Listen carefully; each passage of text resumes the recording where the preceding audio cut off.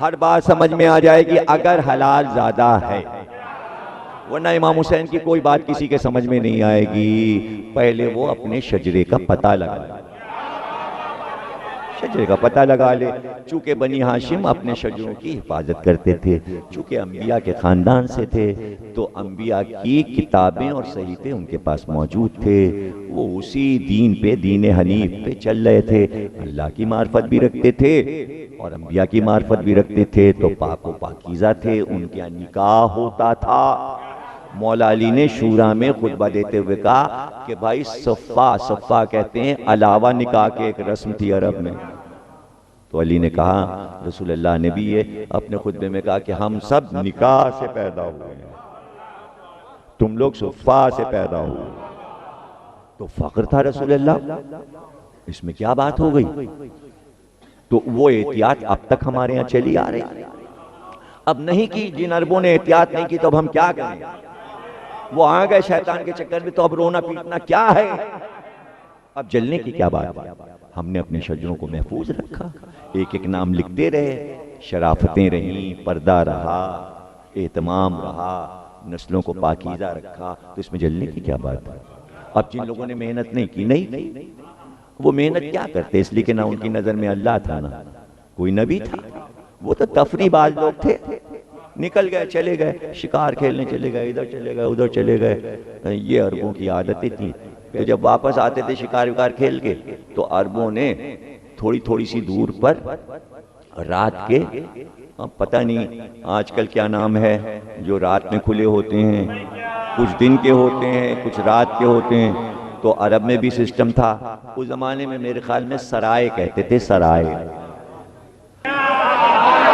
قاضی کا نام بھی لکھا ہوا ہے طبقات ابن سعد میں، سمجھے آپ، تاریخ کی کتاب میں، طبری میں لکھا ہے۔ انہوں نے کہا بھائی دیکھو، یہ ہے کئی لوگوں کا بیٹا، تو اس کا نام رکھو ابن زیاد۔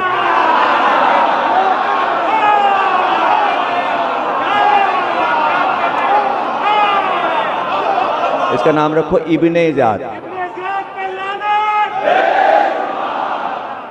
اب یہ ان کی شادی مرجانہ سے ہوئی، تو عبداللہ ابن زیاد، عبید اللہ ابن زیاد، تو اب یہ ابن زیاد کے نام سے بیٹا بھی مشہور ہو گیا، نام تھا عبید اللہ۔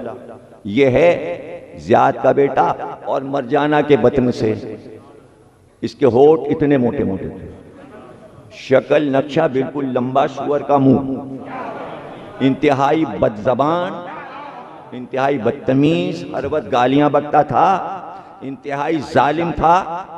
اور ہوا یہ کہ زیاد کو بلا کے یزید کے ابا نے کہا تم ہمارے رشتہ دار ہو، ہم تم بھائی، زیاد کو بھائی بنا لیا۔ تو ابن زیاد کو یہ دعویٰ تھا یزید کا چچا زاد بھائی۔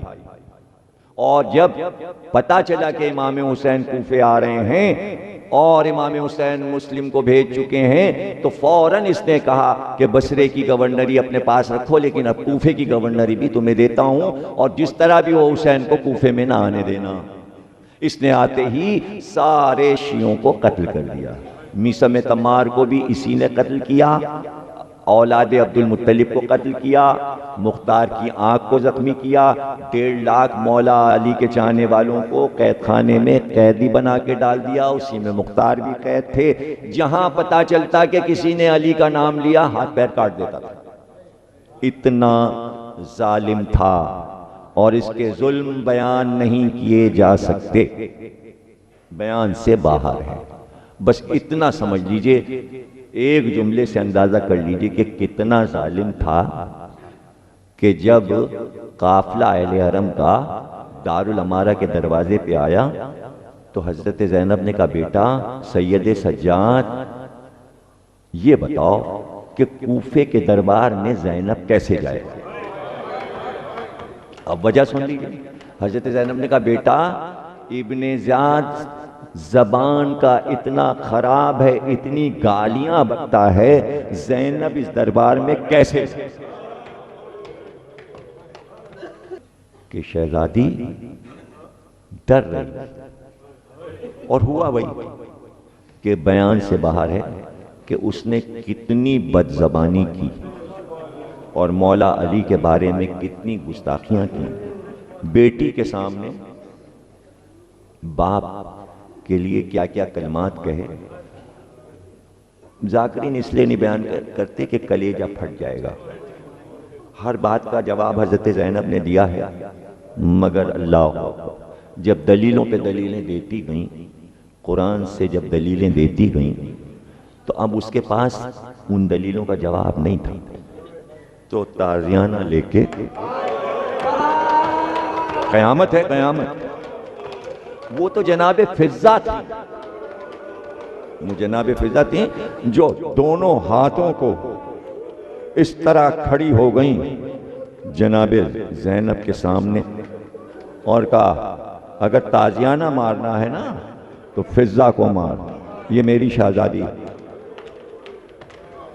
تو جب جناب فضہ کی طرف تازیانہ لے کے بڑھے تو دیکھا حبشی سارے سپاہی کھڑے ہیں. تو جناب فضہ نے کہا تمہاری غیرت مر گئی ہے؟